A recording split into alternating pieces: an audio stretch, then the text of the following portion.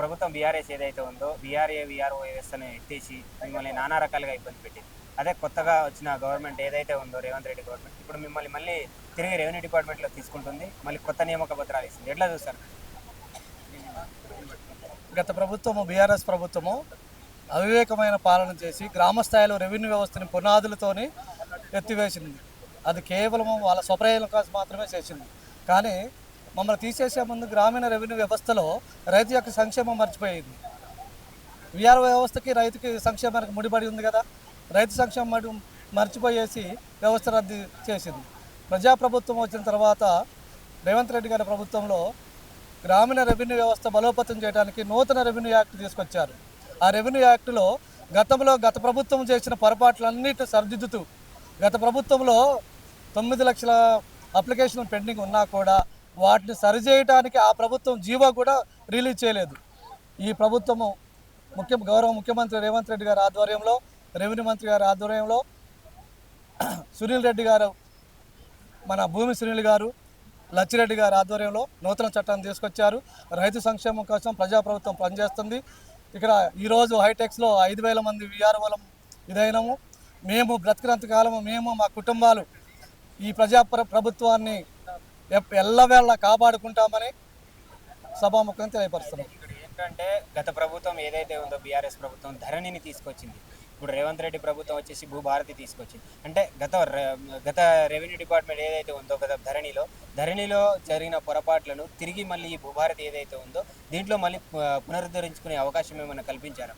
అసలు ధరణి మొత్తం లోపభూయిష్టమే. ధరణిలో రైతులకు ఏ సంక్షేమం లేదు. 25 అప్లికేషన్లు వస్తే 3 మాడ్యూళ్ళు పెట్టి 30 మందిని ఇబ్బంది పెట్టారు. ఇప్పుడు ఈ ప్రభుత్వము ధరణి అప్లికేషన్లు పూర్తి చేయడంగా కూడా కొత్తవి తీసుకొచ్చారు మాడ్యూల్స్. రైతు అప్లికేషన్ పెడితే ఎక్కడా కూడా ఆగే ప్రసక్తి లేకుండా ట్రైబ్యునల్స్ తీసుకొచ్చారు.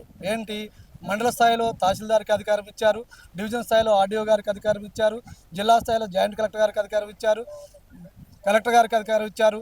ఆ స్థాయిలో ఎగ్జిక్యూటివ్ బాడీ స్థాయిలో సమస్య పరిష్కారం కాకపోతే సీసీఎల్ఏ గారికి ఇచ్చారు. అక్కడ కూడా కాని పక్షంలో మాత్రమే రైతు కోర్టును ఆశ్రయించడానికి అవకాశం కల్పించారు. కానీ బీఆర్ఎస్ గవర్నమెంట్లో తహసీల్దార్ చేయాల్సిన పని కలెక్టర్ చేశాడు, విఆర్ఓ చేయాల్సిన పని కలెక్టర్ చేశాడు. విఆర్ఓని కలెక్టర్ని చేశారా, కలెక్టర్ని విఆర్ఓ చేశారని గత ప్రభుత్వమే ఆలోచించుకోవాలి. అయితే ఇప్పుడు ఏదైతే ఉందో మీరు మళ్ళీ తిరిగి మీ గూటికే చేరుకున్నారనుకోవచ్చు. ఎందుకంటే ఇంతకుముందు కూడా మీరు రెవెన్యూ డిపార్ట్మెంట్లోనే ఉన్నారు, మళ్ళీ తిరిగి ఇప్పుడు రెవెన్యూ డిపార్ట్మెంట్కి వెళ్ళిపోతున్నారు. సో మీరు అంటే ఎట్లా మళ్ళీ తిరిగి ప్రజలకు ఎలా సేవలు అందించాలని అనుకుంటున్నారు? ప్రజాప్రభుత్వము ఏదైతే ఉద్దేశంతో నూతన రెవెన్యూ యాక్ట్ తీసుకొచ్చి మా మీద నమ్మకం పెట్టి ఏదైతే నూతన చట్టాన్ని తీసుకొచ్చారో ఆ నూతన చట్టానికి అనుగుణంగా పనిచేసి ప్రజాప్రభుత్వం ప్రవేశపెట్టే సంక్షేమ పథకాలు ఏంటి, రైతులకు పట్టదార పాస్బుక్ లేనిది, విద్యార్థులకు సర్టిఫికెట్ లేనిది, ప్రజాప్రభుత్వం ఏదైతే ఉద్దేశంతో మమ్మల్ని ప్రవేశపెట్టేది వాటిని ఫుల్ఫిల్ చేస్తామని మేము అనుకుంటున్నాం. అయితే మీరు కొత్తగా ఏదైతే మీకు జీపో పోస్టులు ఇస్తున్నారో రేవంత్ రెడ్డి గారికి మీరు ఎలా కృతజ్ఞతలు చెప్పబోతున్నారు? అసలు కృతజ్ఞత అనే పదాన్ని డిక్షనరీ తొలగిస్తే అంతకంటే గొప్ప విలువైన పదం ఏదైతే ఉందో అది ముఖ్యమంత్రి గారికి మేము చెప్పాలనుకుంటున్నాం. అది కొత్తగా కనిపెట్టాలి. ఇప్పటి వరకైతే కృతజ్ఞతలు 5,000 కుటుంబాల తరపు నుంచి తెలియపరుస్తున్నాం. Subscribe us and press the bell icon for more interesting updates.